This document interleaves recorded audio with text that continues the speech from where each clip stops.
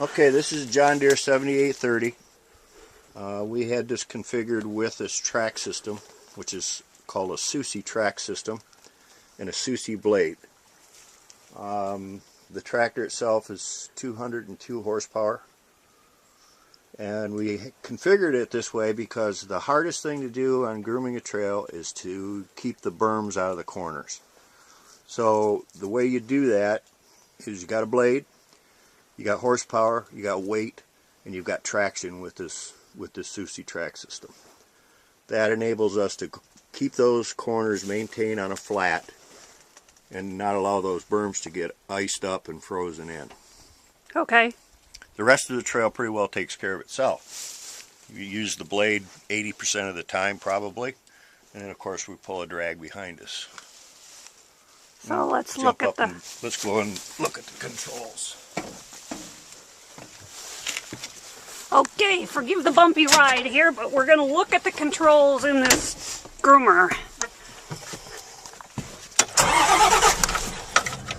Shut the door. Everything is pretty much done with your right hand. There's a throttle. This is your forward speed control. This is the joystick for the blade. Okay, wait. I gotta do this slowly so I don't give people earthquake vision here. Okay, there's the blade moving.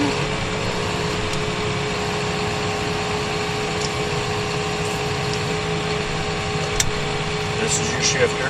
And boy, I'll tell you, when that blade hits that ground, you can feel this thing shake. I don't know if you can tell it from the video, but this thing's really shaking when he does that. Over here is the lights.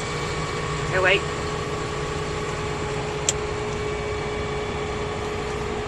Emergency flashers. This is your climate control. Down here is all of the hydraulic functions. I can change the gallons per minute flow simply by plugging that in and working these dials here and setting it. So if I wanted to slow the blade down or slow the lift and fall of the drag, it's all done right here. So this groomer isn't just something you can just hop in like a car, and it actually takes some training to operate one of these. Takes a little on-the-job training, yep. And the unique thing about this tractor is this is, if I go and put it in forward, over here, this is my speed control, my ground speed control, but over here I can dial in what I want this first stop to be at speed-wise. So if I set this it's set right now for 5.6 miles an hour, and in the winter time I'm going into a corner, I can set this controller right there, and it'll go 5.6 miles an hour. As I load the blade up and load the drag up, the RPMs will increase, but the tractor will not go any faster than 5.6 miles an hour. So it's a very fancy cruise control.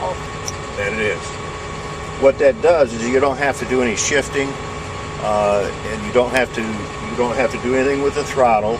That's all automatically controlled by the computer. Then all you have to do is control the blade and your steering. So it takes a lot of the extra work out of it, so you can focus specifically on cleaning that corner out. And how do you know how fast to go? Is it just from years of experience? It's simply feel, whatever the driver's comfortable with. If you're new at it and you only can go 4 miles an hour into a corner and feel comfortable and not being jeopardizing the equipment, then that's what you set it at. As you get more experienced at it, then you can adjust your speed up accordingly. And so approximately how many hours of on-the-job training would you need in order to drive one of these and do a good job of it by yourself? Oh, I would say that if you had 10, 15, maybe 20 hours with somebody training you, you could get quite comfortable with it. You just simply get better as time goes by. The important thing is to take your time and not damage the equipment. This is 25,000 pound tractor, so if you've got 25,000 pounds of inertia behind you, if you run that blade into a tree, serious damage is going to take place.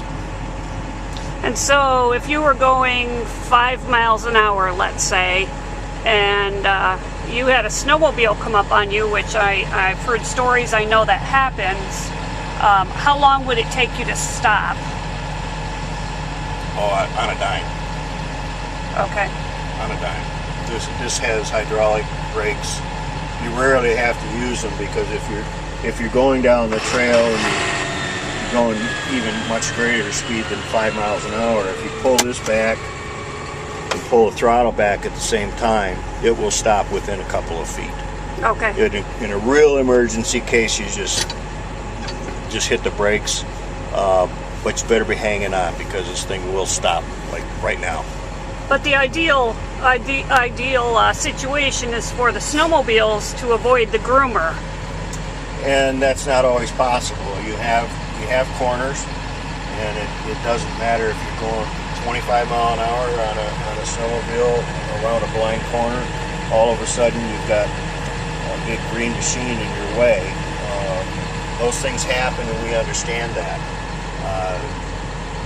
The only time it becomes frustrating is if a snowmobiler is coming at you down a straightaway, waits to the last minute to get off the trail and get out of her way. A lot of times they run out of holes, as we call them, to make the escape, and that quite often forces us to stop, which we don't want to stop if we don't have to. I mean, we're out here anywhere from 6.5 to 8.5 hours at a shot, so the more times you stop, the longer you're out on the trail. And none of the snowmobile groomers from the Saddle Valley Snowmobile Association are paid for their time. Is that correct? 100% volunteer. And how many groomer drivers do you have this year, Keith? Right now we have 6, and I have two fellows that are very interested in grooming. So hopefully we'll have 8 when the season starts. Okay, and so approximately how many hours do you put in a good winter? How many hours would you put in?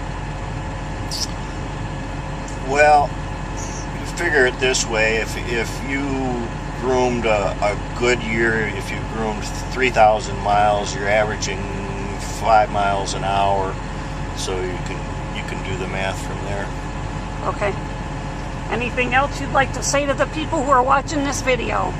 No, just give us a thumbs up. We're out here for your safety, provide you a good, smooth ride, doing our best, and we can't always guarantee that Saturday is going to be a good ride, because there's nothing we can do about the traffic. So, but we are grooming,